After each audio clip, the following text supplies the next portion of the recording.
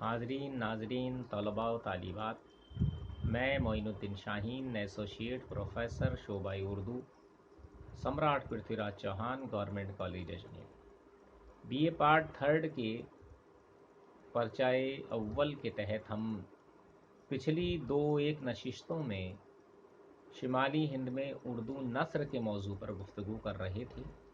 آج اسی سلسلے میں گفتگو کو آگے بڑھاتے ہیں۔ پارٹ تھرڈ میں ہم گفتگو کریں گے اس موضوع پر جس پہ ہم سر سید اور ان کے معاصرین تک اپنی گفتگو کو چھوڑ چکے۔ میں نے یہ عرض کیا تھا کہ محمد حسین آزاد ہوں یا حالی ہوں یا سر سید ہوں، یہ جو عناصر خمسہ ہیں اردو کے، انہوں نے اردو کی بڑی خدمات انجام دی۔ حالی کے سلسلے میں بتا ہی چکے ہیں کہ انہوں نے اردو نثر کو آگے بڑھانے میں سوانح عمریاں لکھیں، 3 یادگار غالب، حیات جاوید، حیات سعدی۔ اسی طرح سے مقدمہ شعر و شاعری جیسی تنقیدی کتاب ان کی مشہور تصانیف میں شامل ہوتی ہے۔ یہاں ہم ان کی شاعری سے گفتگو نہیں کریں گے، نثر سے گفتگو کریں گے۔ وہ مقالات حالی جو معاصر رسائل و جرائد میں شائع ہوئے تھے، ان کا مجموعہ چھپ چکا ہے۔ ان سبھی کا مطمع نظر یہ رہا ہے کہ کسی نہ کسی صورت میں نثر کے حوالے سے ہم اپنی گفتگو عوام تک پہنچائیں۔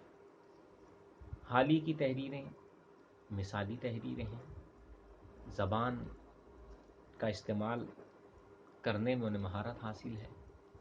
یہی مہارت مولانا محمد حسین آزاد کو بھی حاصل ہے، اسی لیے کہا جاتا ہے وہ اردو نثر کے ہیرو ہیں۔ انہوں نے اردو اور فارسی کی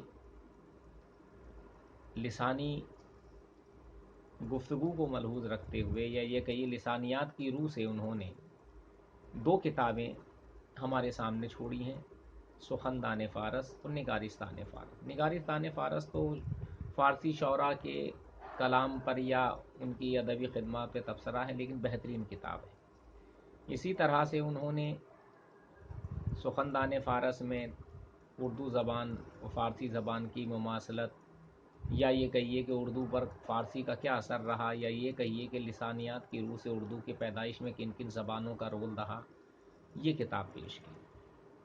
آب حیات کا تو کیا کہنا، انہوں نے نظریہ قائم اسی کتاب میں کیا تھا، برج بھاشا سے اردو زبان کی پیدائش کا۔ یہ بات الگ ہے کہ ماہرین لسانیات نے اس نظریے کو مسترد کر دیا، لیکن اس کی اہمیت کسی طرح ختم نہیں ہوتی۔ نیرنگ خیال کے نام سے ان کا ایک تمثیلی مضامین کا مجموعہ منظر عام پر آیا تھا، اور بہترین موضوعات پر مختصر مضامین اس میں شامل تھے، لیکن وہ مضامین سبق آموز بھی تھے، اور یہ کہیے کہ اردو کے افسانوی ادب کو فروغ دینے میں یا اس کی بنیاد ڈالنے میں حالی کے مضامین کی طرح محمد حسین آزاد کے مضامین کی بھی اہمیت و افادیت سے انکار نہیں کیا جا سکتا۔ شبلی نعمانی سوانح عمریاں بھی لکھی، المامون، الفاروق، الغزالی، النعمان، سیرت النبی، سوانح مولانا روم وغیرہ وغیرہ۔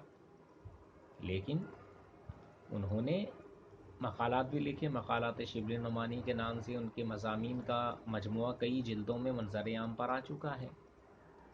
اسی طرح سے شبلی نے شعر العجم جیسی مشہور کتاب لکھی، موازنہ انیس و دبیر جیسی کتاب لکھ کر تقابلی تنقید کا سنگ بنیاد رکھا۔ حالانکہ سنگ بنیاد ان معنوں میں کہہ سکتے ہیں کہ انہوں نے اس کو تفصیلی صورت میں پیش کیا، ورنہ تقابلی تنقید کے نمونے تو ہمیں شعرائے اردو کے تذکروں میں بھی مل جاتے ہیں۔